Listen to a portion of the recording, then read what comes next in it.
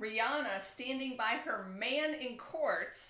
You ever had a work spouse? How do those relationships work if you're really married? I don't know. Plus, your live love advice. On today's episode of The Game Over Show.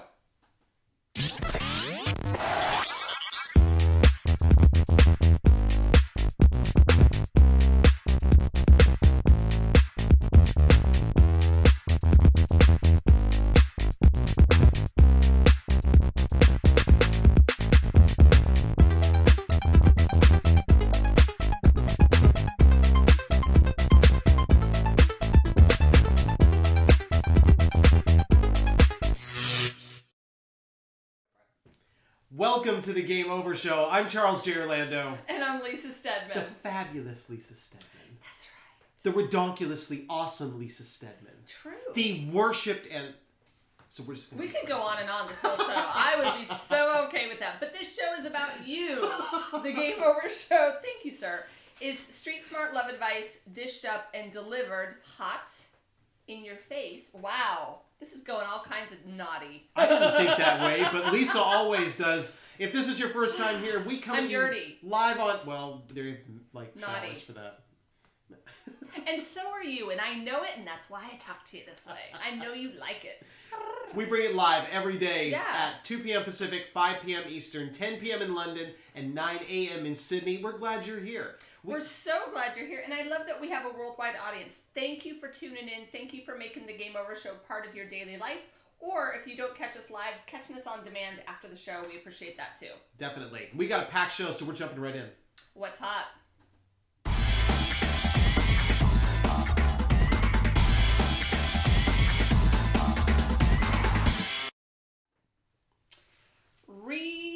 Fucking Anna. I said it. I'm talking to you, Rihanna. I'm calling game over on your ass. Well, only on her ass or everything? On all of you, honey. All right, well. You are fabulous and a hot mess. Now, what happened in the news today? Riri. Okay, so Riri was in court with Chris Brown. Right. He was in court because allegedly 180 days of his community service that he was sentenced to because of his assault on Rihanna in 2009. Apparently, he falsified. He didn't actually show up, allegedly. For his community service? Yeah, and a whole bunch of people are lying on his behalf.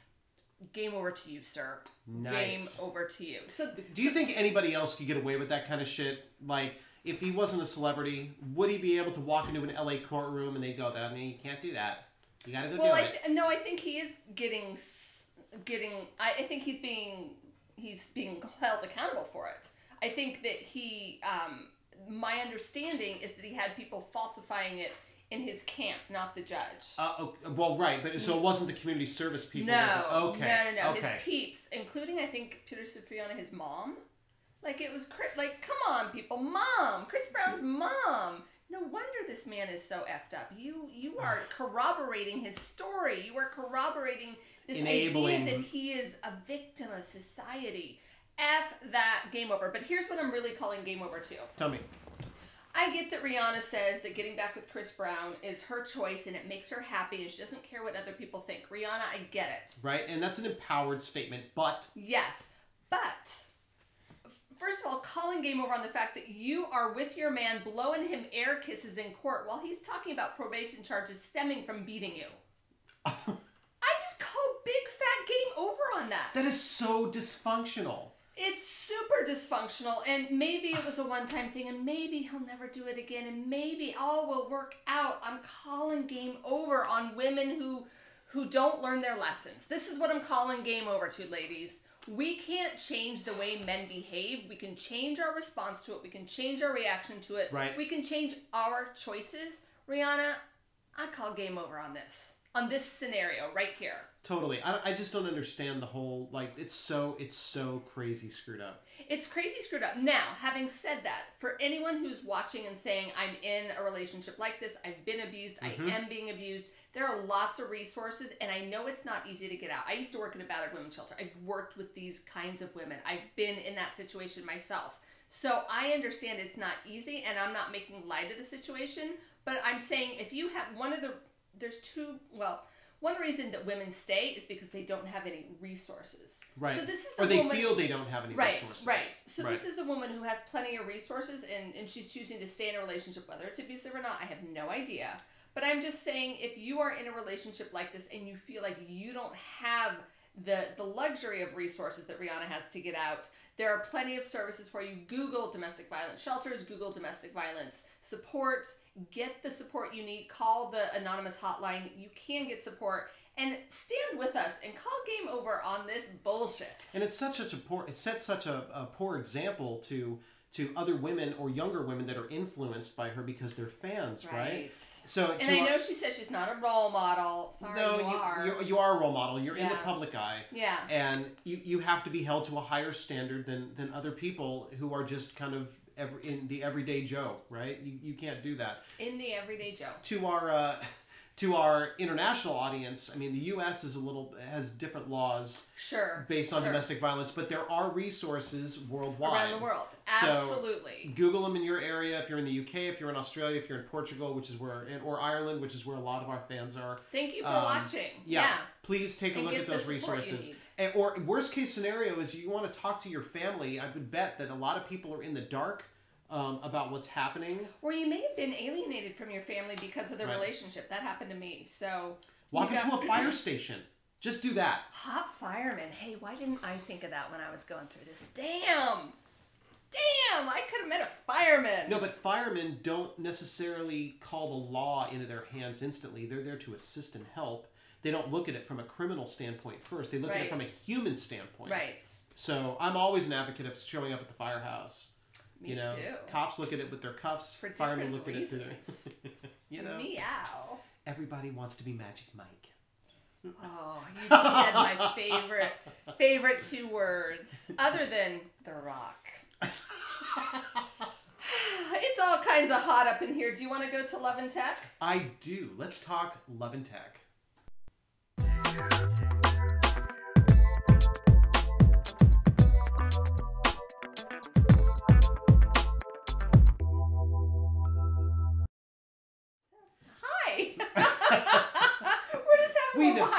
Right? No, this is a really important Love and Tech. So if you've watched Game Over before, we get into technology and applications that make a difference to your love life. Yes. And this one's really key, right? I mean, yes. So this is for couples. We talk a lot about dating applications, and we talk a lot about singles and getting into a relationship and how people communicate. But this was really, really good. So what do we have going on here? So I know it's not necessarily a sexy topic, but it does relate to sex and relationships. We did a show a while back on STDs and dating and the prevalence of them and the realities of them and how to protect yourself. So I wanted to come back to the show with this that I saw. I saw this on TV and I was like, oh, we got to bring this to the show. Aura Quick. ORAQUICK. Aura Quick. Not a sponsor. Just want to tell you about them. So when you're dating somebody, you're in a new relationship, and maybe you've already jumped into bed, maybe you haven't, but you gotta pause and think about sexually transmitted diseases and protecting yourself. And how many people have either been in or on what you're about to be in or on? Ew. Sorry. But that is a reality, right? Yep. That is a reality. So because that's a reality, Aura Quick is an at-home HIV test that you can take. What I like about this is I've always said make taking an HIV test with your new partner something that is an intimate thing that you do, not something you dread or go take that by yourself, but do it together. Make it something that you're saying, I'm committed to you, you're committed to me, and I want to make sure we are both healthy and we are coming to the relationship knowing what we're getting into. And this is a non-evasive test, right? I mean, it's saliva, so you're going to stick it in your mouth. Test. Yeah. Stick it in your mouth. .com. So a couple quick things to know about this. I just want to give you some shocking statistics because I think often we get lulled into a false sense of security that HIV happens to other people in other countries. But here's the reality. There are an estimated 250,000 Americans unaware of their HIV status. And I mean HIV positive status. Wow. Unaware. Never been tested and they're still sleeping with other people unprotected. Yes. And there are an estimated 34.2 million people worldwide that have HIV.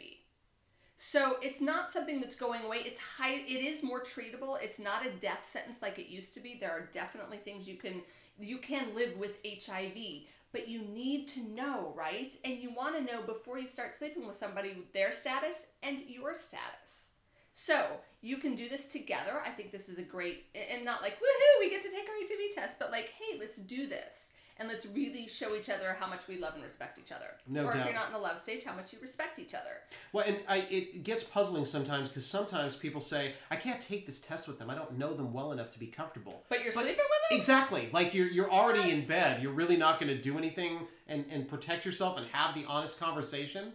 It's easier that way, I suppose. Yeah, and I'm gonna get street smart and real here and say that one time I asked a gentleman that I was already sleeping with, we were using condoms. I asked him if he would get an HIV test, and that was the end of the relationship because he said, and I quote, "I'm not sure I want to take a test. I'm not sure I can pass." Thank God we've been using condoms. Whoa. Yeah. Now, who knows? I mean, he was my boy toy, so he's probably just young and ignorant. But who knows? Yeah, and that's not a test you can study for, right? Like... Right. And I mean, it was over, and literally everything in the relationship had been awesome up until that point. So this is why you need to have these difficult conversations, because things can be amazing and then they can go south like that, and you want to protect yourself. So AuraQuick, you can get it from their website, auraquick.com. We'll post that in the Game Over fan page. And also, for those of you who are in a hurry and don't want to wait for an online order, it's also available at CVS, Walgreens, Walmart, and Rite Aid. So we just want to protect you. We want you to be healthy and happy and enjoy your juicy, fabulous sex lives. No doubt. So check that out, and we'll post everything up at facebook.com/thegameovershow. Yep. Really important information, though. But this all starts with an honest conversation. It does. And so many people end up following their infatuation and their primal instincts to just jump in bed instead of having these discussions. You can't do that anymore. Go take the test. And as sexy as it is to just be like, oh, worry about it later, how sexy is it to have any kind of STD show up because you didn't ask and do the right things? A lot of, and I mean, we can go into all kinds of statistics about other STDs and how prevalent they are, but that doesn't mean you should go in blindly into a sexual experience with somebody. And we want you to be protected. So use condoms, get this test, and be healthy. Right. Sometimes you have to do this with somebody you're already married with because other things have happened. Ooh, wow. Right. Well, just calling it out there. True. Or maybe you have to do it with somebody that you work with. That's a terrible transition. Today's major... Woo! Are we talking about work spouses? We are on today's He Said... She Said.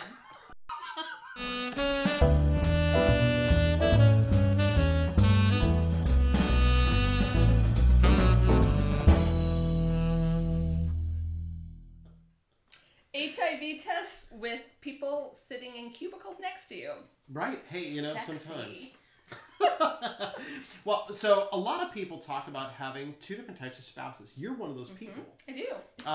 Where you have a spouse at home, and you have somebody that you work so closely with, and we do work really closely together. Yeah, and I mean, I used to joke about this before we even ever did the show. I'd be like, Charles is my work spouse. And now you pretty much are. I didn't get a ring. I got nothing. I know, This is right? bullshit. Best marriage ever. When I'm annoyed, I can just walk away. Wait, is that the fake husband? Real? Never mind. So anyway, so let's define what we mean. Right. So someone that you work with of the opposite sex, right, that you spend a lot of time with in the workplace. As a result, you end up being able to finish their sentences. See? That's how it works. You have an intimacy. Not necessarily physical, but just an emotional intimacy, a connection. Right. Yeah. Chemistry, connection, but it doesn't transfer sexually. It's just two humans that are tight. Yeah. Okay. Yeah. So should we start with some data?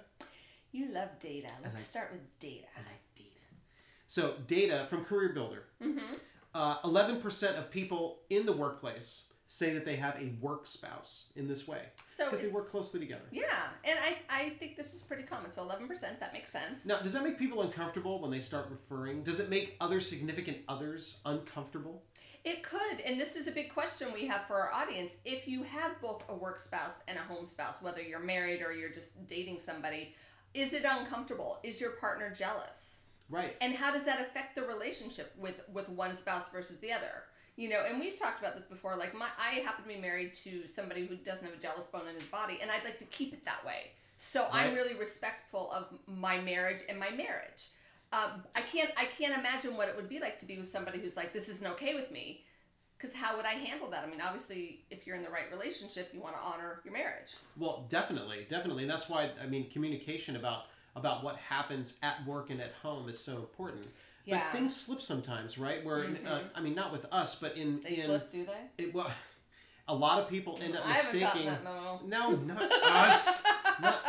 Not us. I'm talking about in the workplace, you start spending more and more time, and that connection that you feel starts revealing other cracks in your real relationship. Yes. And I actually think that can be a positive if you're willing to then look at that relationship and say, oh, what I have with my work spouse, I'm missing with my other spouse. Now I need to go and talk to my real spouse and communicate about it and heal it and work through those cracks. I think that can be incredibly healing and good for your original relationship. It can. If you do that. Well, if you recognize it and you realize that whatever you're seeing there is what's missing back here. Right. You know, I mean, it can bring out cracks in your romantic relationship, and then it's up to you whether they exploit them, whether these challenges exploit them or not, right? Right. So some of these issues look like, you know, if you start telling your work spouse things that you don't share at home. Are you withholding stuff from your real spouse, your life spouse? Yeah. Dangerous. Well, sure. And when you start shutting down about things that happen at work because you don't want to bring them home anymore, because this is... It's secret. It's private. It's your own little secret oasis. That's a little scary and dangerous, too. Very, very dangerous. Very dangerous. If you start looking at your work spouse to fulfill needs that you're not getting at home. Who here has done that? Because I know that there are lots of people out there who fall into this unknowing that that's probably something you shouldn't do. You think, oh, maybe I just need 2 partners, right? Or, oh, my home spouse, my real spouse doesn't care about that, but my work spouse does. Well, you gotta, again, talk to your real spouse about it and get on the same page so that you're not seeking something outside the relationship. But, so there's nothing wrong with finding other people that you interact with that's good, right? Yeah, the problem really occurs when it's a core need that starts getting filled. And as it gets filled, you start looking more and more towards the person who's filling it and less at the person who was never going to anyway. And also the danger is when you secretly look forward more to spending time with your work spouse than you do your home spouse, especially when you're not when, you know, work is work. But on weekends and the evenings, are you texting the work spouse? Are you calling? Are you emailing? Right. Danger zones. Well, and danger it really zones is to look out for. I mean, if things get confused when you start texting more on the weekends, when you start looking after hours, where the work day becomes getting a drink afterwards, or it becomes work, lunch, work, cocktails. Like now you're spending time together. See, but that's normal. When people are under deadline or they have a project they're working on, that's very normal. That is normal. And we did that yesterday too, where, you know, before the studio, we were on the radio, then we were on TV, then we ended up writing, you know, I mean, working we did on a project. Right. And that's normal, but if that becomes every day, or it becomes every day without a purpose, right? Because everything we did had purpose yesterday. So if you're making excuses, if you're finding reasons and creating ways to keep seeing the other person, and also if you're making excuses to your spouse, right? You know, if you're lying about who you're spending time with, game over. Well, and that's one of the biggest signs where you stop dropping back from your real relationship to spend more time at work, to spend more time with that person at work or away from the office. Yeah, that's bad. Yeah. So how do you work through this? I think the number one thing you need to do is be really conscious about your choices and your actions and understand what your priorities are. Marriage, relationship, priority. Right. Work spouse, like somebody that you work with, somebody you have a relationship with. There's nothing wrong with it, but know like what your priority is. You know, your marriage, your outside work relationship should be number one, I think. Well, and that what you're really circling around is being able to set really clear boundaries and rules. Boundaries are huge. And those boundaries and rules are for your work spouse, not at home. No. You know, that's different. That's different boundaries and rules. You already have relationships. Yeah. You know, you've already kind of worked that out probably with your real spouse. And no hiding, right? I'm a big proponent, and we talked about this before the show started today, that they should meet. You know, they should know each other. Like, I know your husband. Yeah. You know, do he and I spend tons of time together? No, but he knows who I am. I know who he is. He knows how much time we spend together. And it's a non-issue because there's no elephant in the room. Yes, and one of the conversations, and I will say this to illustrate this for everybody, one of the conversations I had with my husband before we started doing the show was, are you okay with this? What do you need from me to be okay with this? And we had a very frank conversation about what he needed from me so that he could feel confident in this relationship. And I was like, you got it. Absolutely. I get it. And I think and it was a hard conversation to have because I'm like, this feels stupid to have this conversation because nothing's happening. But I wanted to be proactive. And I'm so glad because it really brought us closer together. And if he did have any questions or doubts, it immediately alleviated them. Totally. See, and you need to keep that intimacy with your partner. Well, see, and one of the things might be that label of work spouse, right? I know, right? I think it's actually a very dangerous label. Well, and I think it is too because it denotes a closeness and an intimacy and a sexual connotation that doesn't really exist. Yeah, it's that intimacy thing that I think you really only are meant to have with your partner. Totally. Yeah. So, you know, maybe we can extricate that word from everybody's vocabulary or that phrase. You just have a man friend. Let's go back to the man friend. What do you think? Have you been in a relationship like this? Has it worked? Did you cross the line? We want to know. Find us at facebook.com/thegameovershow and send us a message. And, you know, I heard from a couple people who said my home spouse is my work spouse. So we're going to do another show about what happens when you work with your significant other. And how to separate things out, for sure. Yeah. And now, so thank you for that feedback. It's time for Live Love Advice.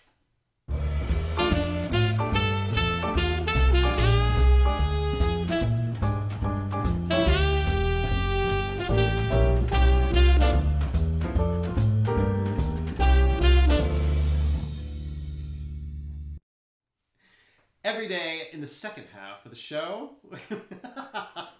we bring you street smart love advice. You write in and we give you the no milk and cookies and bedtime story answers to your relationship dilemmas. So, but you can watch the show with milk and cookies. Well, you can. And send us some. We're hungry. Let's have a snack.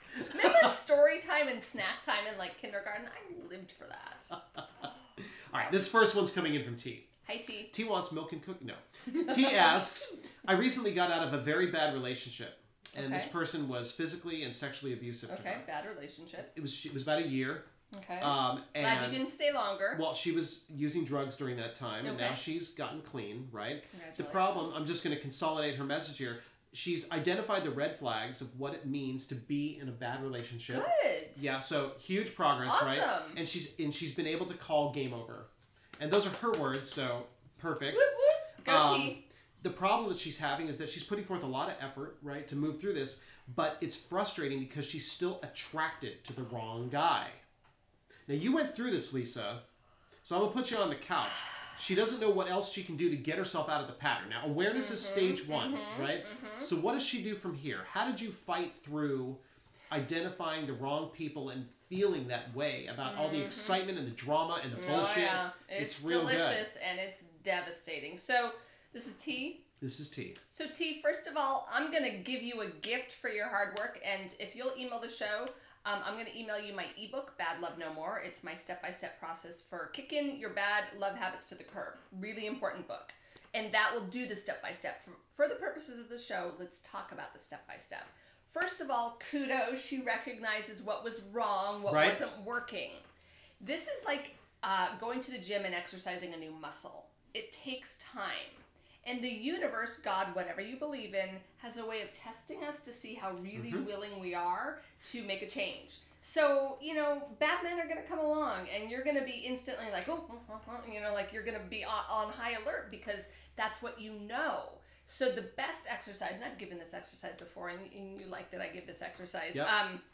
Affirmation. Affirmation, but clear and specific affirmation. Not like, I want love. But what do you want love to feel like? But not even look like. I want to step away from look like. Okay. I want it to be what it feels like. Because we all have an idea of what we are attracted to. But we can be attracted to that sexy 6-foot whatever dude. But if he doesn't make us feel good, then we're going to keep going back to the same kind of relationship because we think we're attracted to the right person and we're not. So what I want you to do is start saying every day, morning and night, when you first wake up, right before bed, love is, and fill in the blank. Not what you know love to be in the past, but what you want love to be. So love is fulfilling, love is available, love is abundant, love wants me to. Whatever the words are, do this every day, morning and night, for at least 30 days. Here's what's going to shift. When the wrong guy shows up, and say it out loud. You got to say it out loud so it vibrates in your body. When the wrong guy shows up, you're going to go, oh, it doesn't align with my beliefs, and he's going to easily go away. And the right guy, who may be shorter, who may be balder, who may be whatever you think, oh, that's so not my dude, because of the way he makes you feel, you're going to recognize him. That's my advice for you. I'm going to dovetail on that a little bit. Ooh. Like 10 seconds or less, because we have other questions to get to too. But I do want to say one of the things that people have a hard time with are the actual like daily patterns that they get into. Yes. So one of the reasons you may be running into the same type of guy are your activities during the day. Ooh. Change your activities and your patterns. Meet like new people in new places. Yeah. Okay. So whether that's where you shop, whether it's where you go to school, whether that's whatever that pattern looks like, break out of the pattern and you'll start changing your environment and you'll see things differently because there'll be different things to see. Love that. Love that. Let us know how that goes, please. Yes. And email me and I'll send you that ebook. Yeah, the same. You can reply to the same message that you sent cool. into the show. Okay, cool. So this comes in from S. Hi, S. S says, how do I stop feeling guilty about walking away from a relationship that apparently I'm the only one fighting for? Ooh. He has 3 or 4 girls from his high school promising the moon and stars. And high school. And he hit a standstill once his credit score dropped, so they had to file bankruptcy as a couple. Okay. They have a child together, lots of complications medically with her delivery. She couldn't pay the bills, there wasn't enough money coming in, and now he's involved with other women. As a way, so I'm going to jump in here. Yeah, so please do. He is really kind of self-sabotaging and feeding his ego because everything else over here is falling apart. This is the only way he feels good about himself. So it's validation for him when Yeah. all the other signs are pointing to bad credit score, all these things that make him feel bad. Yeah, all these things that make him feel bad, which unfortunately you are a part of. Not that you did it, just that you're part of the package that he doesn't want to look at. So none of this is your fault, right? You guys got into this as a couple. Mm-hmm. And it happens it all does the happen. time. Sure, It especially in happens this all the economy. time. Yes. Definitely. So we hear from people a lot about financial issues like this. So you're saying that you're torn and you feel like you weren't enough woman to keep your family together. Wait a minute. Like, yeah, this isn't your deal, right? It takes two people to be in a relationship, and you feel guilty. I would bet you don't feel guilty. I would bet that you have to leave behind your self-esteem and your self-worth, at least your senses of those things, in a relationship that he's already abandoned. So the relationship's gone, and those senses of self have disappeared as well. You now have to rebuild them because he doesn't seem very interested in it. This isn't your fault. This isn't your fault. And I'll say it a third time because it's not your fault. Things fell apart because they fell apart. Yeah. You know? Can I speak to this is jumping out at me. I wasn't woman enough. Yeah. That is a statement far too many women utter when someone leaves them, a relationship falls apart, and we internalize it as, I'm not enough woman. Now, if you had a complicated birth, there may be some issues and feelings about your own body right now. But let me just say, by being on this planet, you are woman enough, and the right man will get it. He will celebrate you. He will not walk away when it gets tough. No doubt. So heal those beliefs because it's nothing more than a belief, and you are woman enough. Definitely. Don't get fooled by all that. Don't look to him to validate the woman you are. You have to look inside. And it's interesting because he's looking for outside validation, and it sounds like she's looking to him to validate her, but he's not even there to validate because he can't even validate himself. Right. Well, there's too much reality of what's happening. Things are broken down. Yeah. Not only in their relationship, but with life in that environment. Yeah. So now he's just abandoned it all and he's moving on, thinking tough. it's going to be better someplace else. Right. So that's not your deal. That is not your deal. This last one comes in from D. Hi, D. D says, I'm writing you about my mother. Oh. She's in a bad relationship. Okay. So Dee's parents divorced, and her mom now has a boyfriend that she's living with. Okay. But the boyfriend has been cheating and treating her horribly. And it's been this on-again, off-again Does the mom deal. The mom does know, and she keeps taking this guy back over and over again, no matter how much Dee has been giving her advice. Okay. So what's been irritating is that the mother comes home from work and talks to her about all the issues. Oh, man. And then she gives her advice, and she's like, but I don't want to be alone. You know, I don't want to be alone. So this goes to a woman, not a woman, a person, not staying in a bad relationship is better than moving on to a relationship that's the unknown. Well, yeah, and it's real. I think this goes to, we talk about this a lot, like, what's worse, being lonely in a relationship or being alone? Sure. Well, and this is kind of an interesting case, too, because there's a lot of women who are 50 and above who are finding themselves single and back into a dating world that doesn't make any sense. It's anymore. bewildering. Yeah. Yeah, And it's I'm overwhelming. bewildered, and I'm not, like, the stuff we were talking about today before the show, I'm bewildered by. Oh! Well, and not only that, but they haven't been out in the world, Yeah. you know, dating. They've been in a dedicated relationship for X number of years, Yeah. and now they're thrust back in, and they're finding themselves in front of men who have less morals than when they were first dating 30 years ago. And it's ugly, right? It's a very, very ugly. So, Dee, here's kind of where I come out. Unfortunately, you can't make anyone choose a different path, right? Your mom's finding her identity in being in a relationship. She doesn't want to be alone. No matter how much you try to talk sense to that, you could say it all you want, but she has to accept it. And I'm not saying to abandon your mother, right?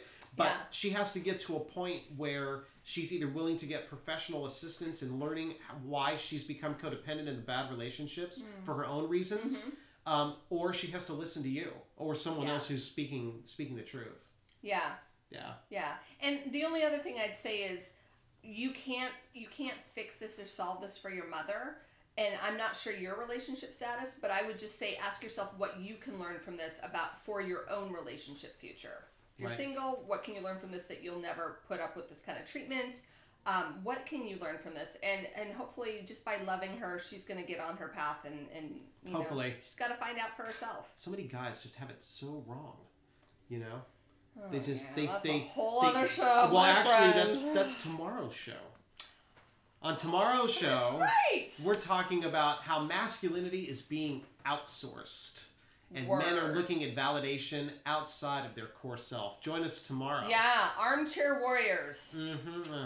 My Game team. over. No doubt. Until then, find us on Facebook at facebook.com/thegameovershow. Until tomorrow, I'm Charles G. Orlando. And until tomorrow, I guess I'll be Lisa Stedman. Good then. for you. I know. You shouldn't be anybody else. I know. We'll see you tomorrow. Bye.